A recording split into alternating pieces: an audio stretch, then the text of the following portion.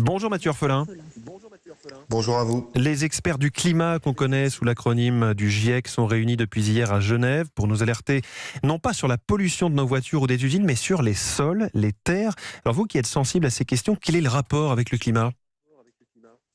Effectivement, c'est à nouveau un rapport très important du GIEC qui va être validé dans les jours à venir sur ce rapport entre le climat et les sols. Effectivement, aujourd'hui, on a déjà une activité humaine qui influe très fortement la qualité des sols. Il y a un quart des sols de la planète aujourd'hui qui sont dégradés. Et le rapport, il va montrer comment le réchauffement climatique va accentuer ces problèmes de qualité des sols. Derrière, c'est beaucoup de choses qui se jouent. C'est la biodiversité, c'est aussi l'agriculture, l'alimentation. Et donc, ça va être à nouveau un constat très fort du GIEC et un appel à l'action des politiques parce qu'aujourd'hui, avec le réchauffement climatique, il y a beaucoup de choses qui sont mises en cause. Par exemple, aujourd'hui, la souveraineté alimentaire, on a, et le rapport le redira, dans le monde, 820 millions de personnes qui souffrent de malnutrition et le changement climatique renforce ces problèmes. Les 3 dernières années, on a un nombre de personnes qui souffrent de malnutrition qui augmente dans le monde en raison des sécheresses, en raison du réchauffement climatique. Donc il faut à nouveau protéger les sols et agir de façon différente, mais en même temps ça vient heurter un modèle d'agriculteur qui est dominant, notamment en France. Ça veut dire que chez nous, notamment, on court à la catastrophe ? Il va falloir effectivement changer de modèle agricole, aller vers un modèle plus respectueux de l'environnement. C'est très important. Le rapport montrera à nouveau que depuis les années 60, par exemple, on a multiplié par 9 les consommations d'engrais, on a multiplié par 2 l'irrigation des cultures.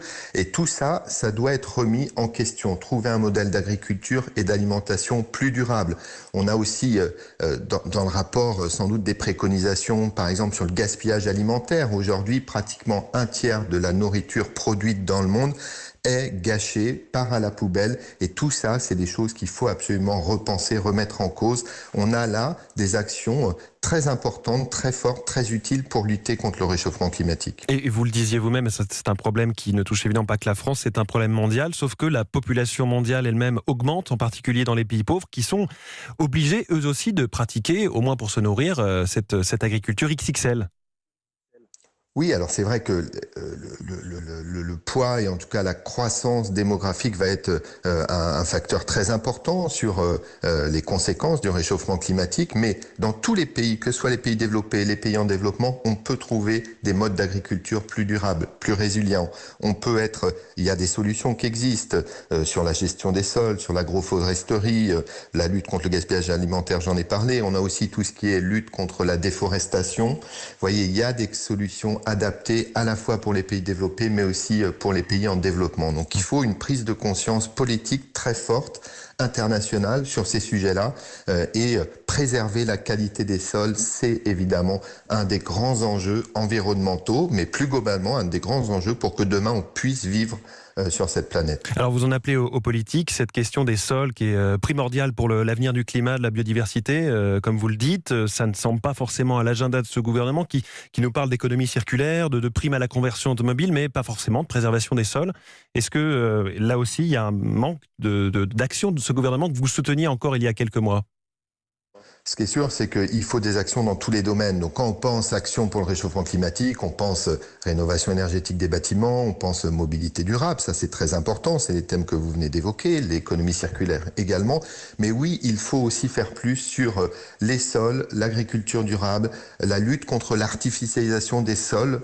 Aujourd'hui en France encore, on artificialise l'équivalent de 200 hectares par jour pour construire des nouveaux lotissements, construire des infrastructures, des nouveaux centres commerciaux, etc. Tout ça, c'est des choses qu'il faut repenser, remettre en cause.